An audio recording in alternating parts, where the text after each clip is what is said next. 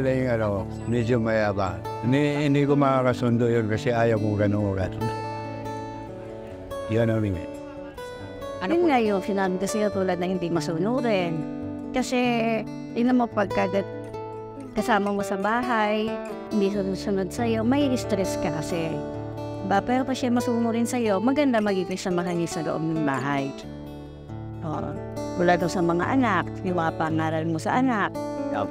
Diba? Magiging maganda pati kinabukasan nila.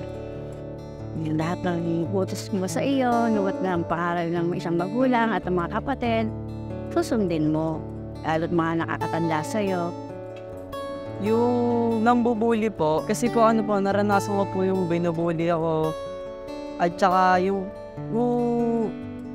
sakit na nadarama ng isang binubuli. Parang naisip mo sa sarili mo, bakit nila ginagawa sa iyo yun?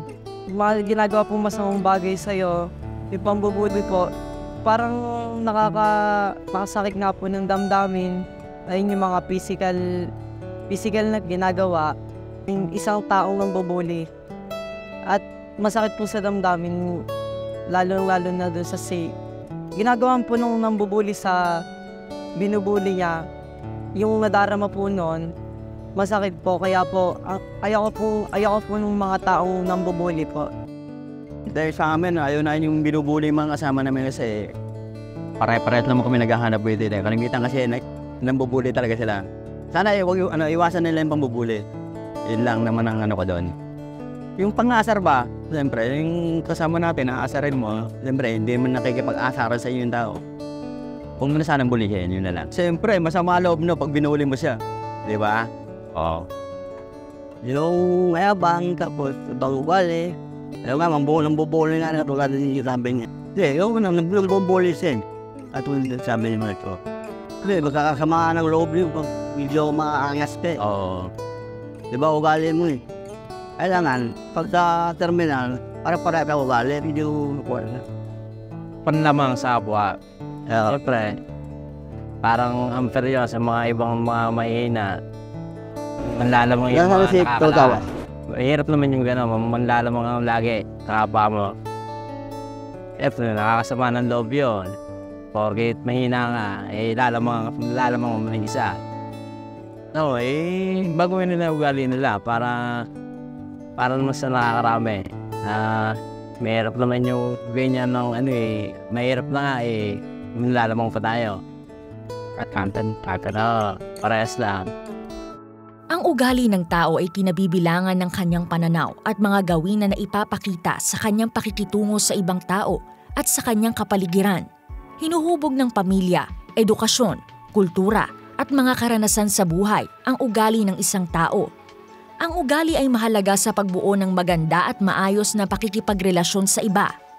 Pero ayon sa Biblia, ano nga ba ang dapat nating mataglay na ugali? Basahin natin ang unang Timoteo 3:15. Ngunit kung ako'y magluwat ng mahabang panahon, ay upang maalaman mo kung paano ang dapat sa mga tao na ugaliin nila sa bahay ng Diyos, na siyang iglesia ng Diyos na buhay at haligi at saligan ng katotohanan. Nakita nyo? Meron talagang mga tao sa iglesia ng Diyos na taong sa Diyos. Ang makakaalam ng tamang pag-uugali sa iglesia ng Diyos, yung mga tao natin. Yung marapat na pag-uugali, iniuutos yun. Kung magluwati ka kung mahabang panahon, malaman mo kung paano ang dapat sa mga tao na ugaliin nila. Ipinagtatagubili ni Pablo kay Timoteo na iiwan niyang mga ngasiwa sa iglesia. Malaman ni Timoteo kung paano ang dapat sa mga taong ituro niya sa mga taong ugaliin sa bahay ng Diyos. So ang pinagbibilinan ni Pablo na magtuturo sa ating mga tao nang dapat nilang ugaliin sa bahay ng Diyos, na siyang iglesia ng Diyos, yung kanyang makakahaliling tagapangasiwa. Malaman mo, ikaw ang makaalam una, kasi siya magiging tagapangasiwa pagkawala ni Pablo kung paano dapat sa mga tao na ugaliin nila sa bahay ng Diyos.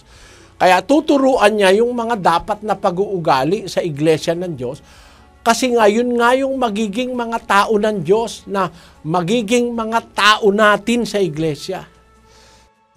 Yung sinabi niya kay Tito na upang mapag-aralan ng ating mga tao na manatili sa mabubuting gawa. Mga tao ng Diyos ito, tinuruan sa lahat ng gawang mabuti.